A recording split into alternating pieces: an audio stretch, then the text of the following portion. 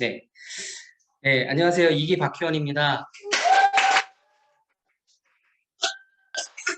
네, 저는 오늘 로봇 테라피 관점에서 그리고 책과 영화로 만들어진 더 쉐기라는 작품에서 얻을 수 있었던 영감을 통해 상처 입은 치유자라는 제목으로 강의를 진행하겠습니다. 네, 지난번 일기 이미양 선생님께서 실습 때 행복의 5가지 조건 중에서 나왔던 5번째 내용을 잠시 빌리자면은 연설할 때 청중의 절반 정도만 박수를 보내는 말솜씨였습니다. 우리 모두의 행복을 위해서 저의 말솜씨에는 절반의 박수만 보내주시고요. 대신에 우리 모두를 향한 공감과 위로의 박수를 보내주시기를 요청드리면서 강의를 시작하도록 하겠습니다.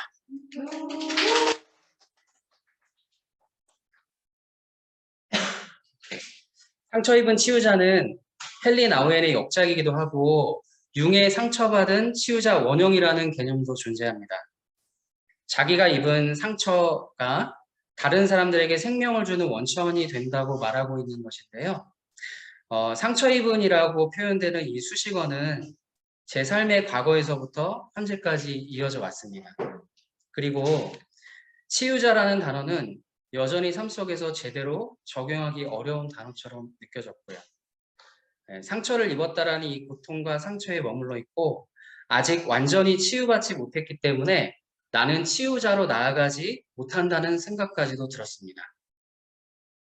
그런데 강의안을 준비하면서 다시 한번 들여다보게 된 것은 나만 고통 속에 있는 건 아니며 각자 다양한 고통을 바라보고 대하는 방식도 다양하다는 것을 다시 한 번 더 증명하게 됐습니다. 고통은 로고테라피의 창시자이며 우리의 스승인 빅터 프랭클의 삶의 내용이기도 합니다. 강제 수용소에서의 그 혹독하고 처참한 생활, 그 극심한 죽음에 가까운 고통은 프랭클의 로고테라피의 큰 축을 이루는 기둥이 되었죠. 로고테라피에서는 고통에도 의미가 있고 이 고통을 통해서 내가 더 성장할 수 있는 의미를 발견할 수 있다는 것을 우리는 배웠습니다. 고통과 사랑은 프랭클 사상을 구축하는 두 개의 기둥일 만큼 고통은 빠질 수 없는 인생의 중요한 의미이기도 합니다. 여기에서 저는 고통에 대해서 잠시 들여다보고 싶습니다. 작년에 오징어 게임이 전 세계적인 열풍을 넘어서 거의 광풍이었다지만 예전에는 두더지 게임이라는 것이 유행하던 시절이 있었죠. 여기서 웃으시는 분들은 나이가 좀 드신 겁니다. 네. 문방구 앞에서 그다음에 오락실에서도 아이얼은 할 것 없이 두더지를 열심히 잡았던 기억이 있을 것입니다. 여러 마리의 두더지들이 번갈아 가면서 튀어나오면 망치로 빠르고 세게 때려서 두더지를 잡는 게임이죠. 처음에는 잡기 쉽게 천천히 나오다가 점점 두더지들이 이쪽 저쪽 동시다발적으로 빠르게 막 튀어나오기 시작합니다. 그러면 어느 순간 두더지들을 하나둘 놓치기 시작하는 경험들이 있으셨죠?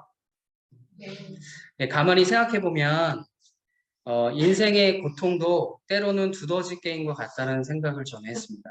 네.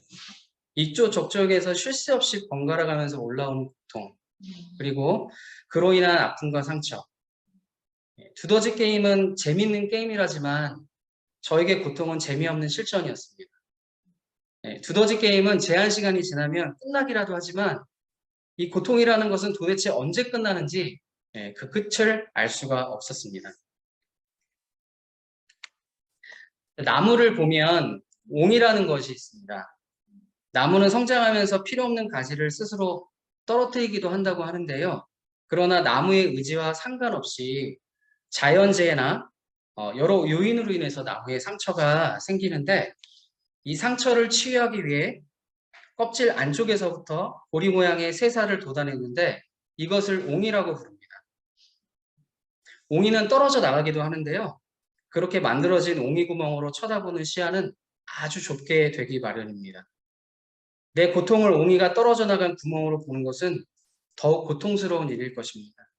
왜냐하면 너무도 작은 구멍으로 보는 그림은 불완전하게 보이게 하기 때문입니다. 이렇듯 고통을 묵상하면 더 몰입하게 되고 그것이 나를 더 힘들게 만듭니다. 이런 말도 있죠.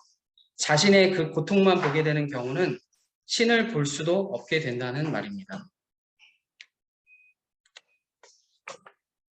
엄청난 시련과 고통을 경험한 우리 스승인 빅터 프랭클은 이렇게 말을 합니다.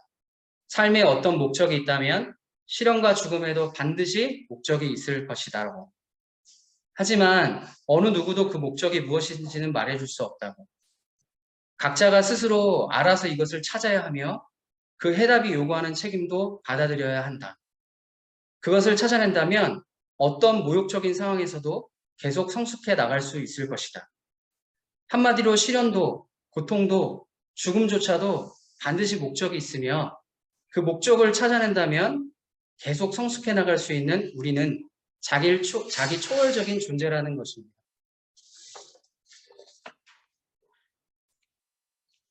오늘 강의에서 의미치료적 내용을 더 와닿게 해줄 영화 한 편을 소개하고자 합니다. 윌리엄 폴 영의 더 쉑이라는 소설인데요. 영화로도 만들어졌고 한국어로는 오두막이라는 제목으로 소개되었습니다. 주인공 맥킨지는 세 아이의 아빠인데 너무나도 귀엽고 예쁜 막내딸을 납치 살인범죄로 인해서 잃게 됩니다. 그 사건 이후로 맥은 엄청난 슬픔과 고통 그리고 분노로 가득 찬 삶을 살게 되죠. 딸을 살해하고도 잡히지 않은 유괴범과 이로 인해 본인이 믿고 있었던 하나님까지 원망하면서 맥은 고통의 인생을 살게 됩니다. 어느 날 오두막으로 오라는 발신인이 누군지도 모르는 초대장을 받게 되면서부터 여러 놀라운 일들을 경험하게 되고 그 안에서 맥은 로고스를 발견하면서 평안을 되찾고 사랑과 용서의 마음으로 살아가게 되는 이야기입니다. 그럼 이 맥이 겪고 있던 고통과 분노는 어떻게 볼 수 있을까요? 저는 사실 영화를 보는 내내 이 주인공 맥의 언행에 많이 공감을 할 수밖에 없었습니다. 자식을 유괴로 잃었고 딸의 시신조차 찾지 못한 아빠로서의 엄청난 슬픔과 고통, 괴로워하며 살았던 시간들. 신의 존재는 믿지만 신이 일하는 방식에 대해 불만을 넘어 분노를 나타내고 있는데요. 주인공 맥에게 놀라운 일의 연속 가운데서 로고스를 일깨우는 사건이 일어나게 됩니다. 보시는 장면처럼 혼자 타고 있던 뱃속으로 호수의 물이 검은 먹물로 변해 배 안으로 들어오면서 배가 가라앉는 상황이 일어납니다. 이 장면은 맥의 마음과 감정을 표현해 주었던 장면입니다. 이때 같이 있던 등장인물이 이렇게 말을 합니다. 마음속에서 일어나는 일이에요. 과거도 생각 말고 고통도 생각 말아요. 다 괜찮아질 거예요. 자, 깊이 심호흡을 해보세요. 네, 우리가 배운 6초 호흡을 하고 있죠, 지금. 네. 그러자 마음이 차분해지면서 원래 물 위에 잘 떠있던 배로 다시 돌아오게 되는데요. 이것은 마음이 상해 배처럼 파손된 그리고 먹물처럼 어두운 주인공의 마음 상태를 투영해주고 있는 장면으로 볼 수 있습니다. 주인공 맥이 변화되는 과정을 로고테라피적 요소로 한번 살펴보겠습니다. 큰 고통의 사건으로부터 헤어나오지 못하고 있는 맥을 도와주는 3명의 등장 인물을 통해서 맥에게 변화의 꿈틀거림이 시작되고 있습니다. 그들은 먼저 맥의 고통과 아픔에 대해서 지속적으로 공감하고 위로해주며 사랑의 말을 끊임없이 해줍니다. 그리고 맥이 과거의 고통과 분노를 거침없이 쏟아낼 때마다 그들은 공감과 경청을 하면서 또 로고인트와 같은 적절한 질문을 던지기도 하고 가르치려고 하기보다는 믿고 기다려주는 그런 행동을 보여줍니다. 고통에만 집중하고 있던 맥은 여러 번 아포리아 상태에 빠지게 됩니다. 그러면서 스스로 인식하고 깨달아가는 과정이 시작이 되죠. 조금씩 생각의 전환과 감정의 변화가 일어나게 됩니다. 사랑하는 딸의 죽음도 의미가 있을 수 있다는 것을 천천히 받아들이기 시작을 하죠. 의미가 로고스를 불러 깨우기 시작합니다. 내 삶의 의미는 무엇인가에서의 한 내용처럼 결국 로고스를 불러 깨우는 것은 용기, 희망, 신앙, 사랑, 미의 체험, 그리고 사명감 등이었습니다.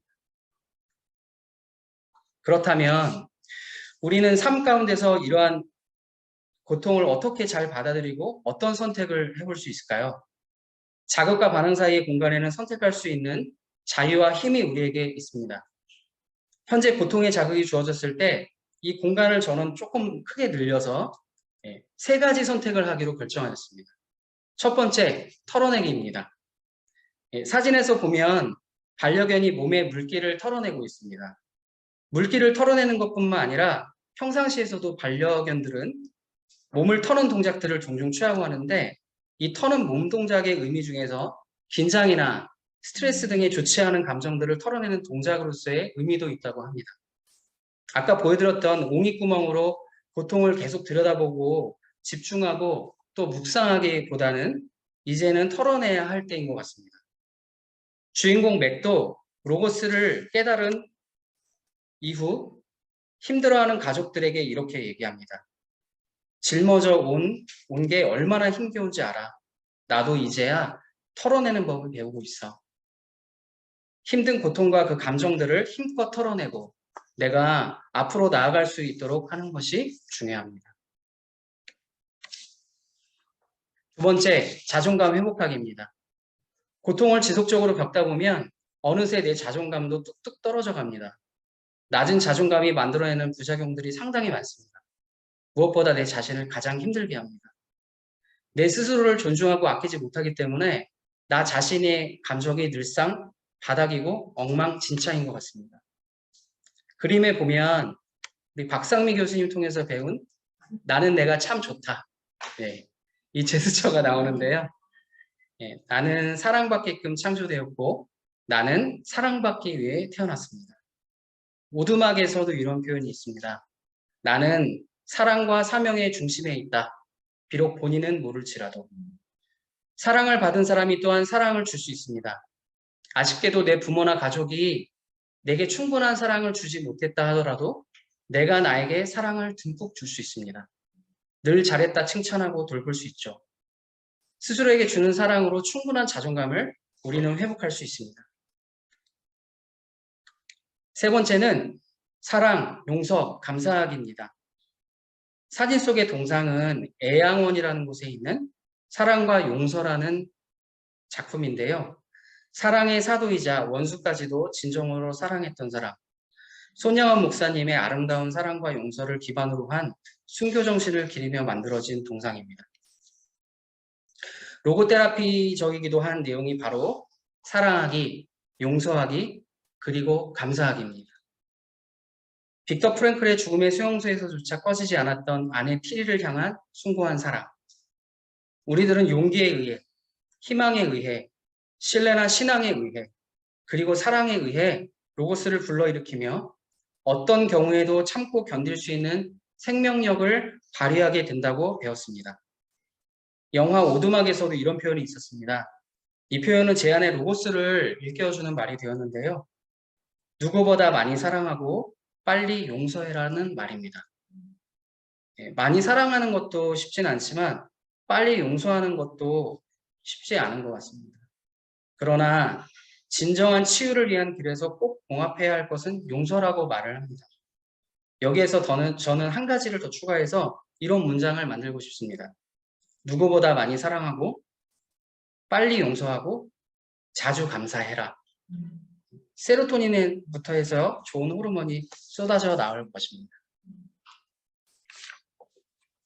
봄이 되기 전에 나무의 가지를 잘라내는 가지치기를 합니다. 이것은 나무에게는 아픔과 고통이겠지만 나무의 건강을 위해 꼭 필요하다고 합니다. 가지는 아프게 잘려나가지만 이듬해가 되면 나무는 더욱 건강하게 커져 있습니다. 우리 인생도 가지를 잘려나가는 것 같은 엄청난 고통과 아픔이 생기기도 합니다. 그러나 시간이 지나면 인생의 가지치기로 인한 아픔이 우리 인생을 더욱 성숙하게 하고 성장시킬 것입니다. 괴테는 이렇게 말을 합니다. 고난이 있을 때마다 그것은 참된 인간이 되어가는 과정임을 기억해야 한다. 우리의 삶은 퍼즐 같지 않나 생각을 해보게 됩니다.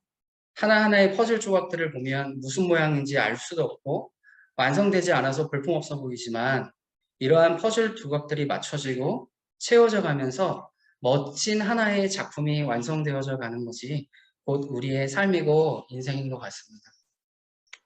불완전하고 허전하게 비워진 상처라는 조각이 사랑이라는 조각으로 메꿔지고, 또한 트라우마라는 고통과 아픔의 조각이 용서라는 조각으로 채워져 가고, 슬픈 내면화의 조각이 위로라는 조각으로 치유되는 것이 우리가 바라는 로고테라피의 삶이고 나아가야 할 사명이자 방향성입니다. 저는 그 의미치료 공부를 시작을 하고 왜인지는 모르겠지만 정말 그 갑자기 시가 쓰고 싶어지는 날이 좀 이따가씩 있었습니다. 정말 갑자기. 가만 생각해 보니까 아마도 제 이 감정을 깊이 있게 한번 표현해보고 싶은 그런 욕구가 발현되었던 것 같아요. 네. 제가 습작이라서 많이 부족하겠지만 강의를 마치기 전에 이 시간에 제 자작시 한번 좀 나눠볼까 하는데,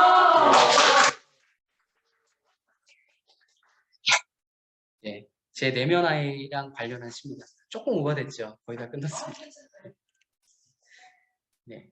제가 좋은 목소리는 아니지만 읽겠습니다. 희망으로 가는 길. 슬픔과 절망을 안고 출발한다. 울퉁불퉁 내 인생길은 멀미가 난다. 막히고 답답한 곳을 벗어나니 넓은 길을 시원스레 달리기 시작한다. 멍하니 초점 잃은 내 시야로 마주하는 산과 나무들이 눈맞춤 해준다. 너는 살아있다고. 너는 괜찮아질 거라고.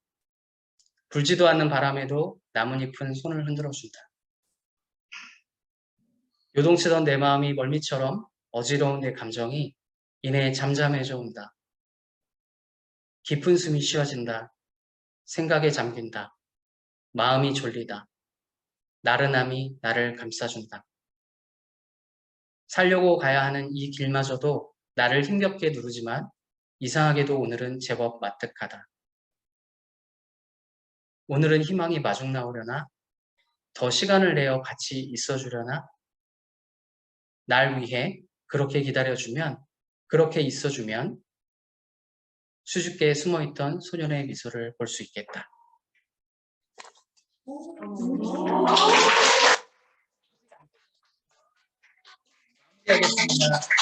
네, 강의 제일 처음에서 상처 입은이라는 표현, 즉 과거부터 최근까지 내가 받은 상처, 고통에 주로 초점을 맞췄다면 이제는 치유자라는 단어에 방점을 찍으려고 합니다. 아직도 성장하지 못하고 치유되지 못한 것 같은 생각과 고통에서 아직도 빠져나오지 못하는 것 같은 때로 절망감 가운데 있는 것 같아도 물을 먹고 햇빛을 받고 자라나는 나무처럼 나도 자라가고 있다는 것. 또한 로고테라피로 함께 이 길을 손잡고 걸어가는 이시영 박사님과 박상미 교수님, 그리고 학회 선생님들과의 동행도 또한 신의 인도하심으로 나의 발의 방향과 내가 쥐고 있는 키의 방향이 바뀌어가고 있음을 느낍니다. 저는 현재라는 지금부터 앞으로라는 미래를 향해 나의 고통을 통해 성장과 성숙의 기회로 여기고 로고테라피의 사명을 실천하며 나와 가족을 비롯해 타인을 살리고 치유할 수 있는 이 치유자의 길을 걸어갈 것을 다짐하면서 이 강의를 마치겠습니다.